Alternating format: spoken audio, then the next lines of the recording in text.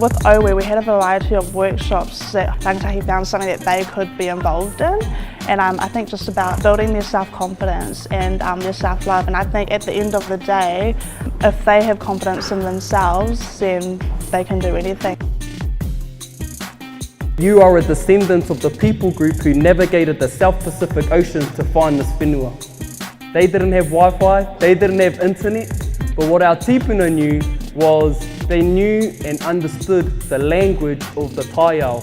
How hard would it have been to leave from Hawaii without knowing where you were going, but having the courage and intelligence to know that you'll end up somewhere?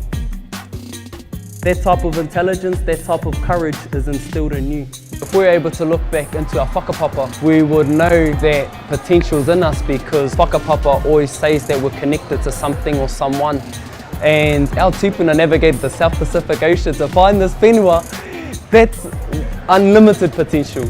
And we whakapapa to those first people. So it's there within us. It's unseen, but there's a feeling, there's that wairua that makes us feel good when we do something good.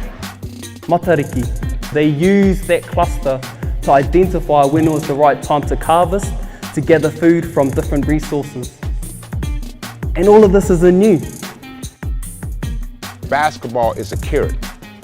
You know, it's the sweet thing. Everybody wants that. It's a vehicle to be able to learn how to learn on and off the court. And most kids at a certain age stand at the crossroads. And what you have to do is think about yourself, where you want to go left or you want to go right. If you're unsure of something, go to your heart, to what you feel. And you feel what's right or wrong, and just go on that path. And you got a lot of role models out there that you see from afar, but they went through the same paths and the same struggles that most of the kids who are struggling right now is. Definitely about building the resilience, really. And I think with our rangatahi in this age, social media is a biggie, and I think that, yeah, there's a lot of different influences around them, so it's just kind of providing the help for them and knowing that it's there and that they're not afraid to reach out to that help. It's about attitude and putting it all together, but it has to be a whole holistic approach.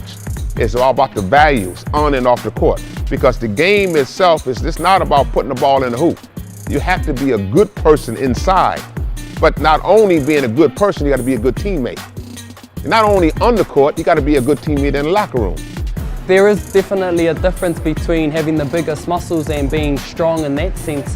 But I think being emotionally strong, being spiritually strong, I think that's in its own category as well. But I think if we were to look at strength as from a holistic approach and looking at all dimensions, I think that's where true strength lies. I would hope that rangatahi would leave here learning something about themselves or about someone else, and building their confidence, or definitely about building that internal strength. I think rangatahi energy is just life, when that's released. It's like boom, you know, anything can happen, and that's why I love working in this space.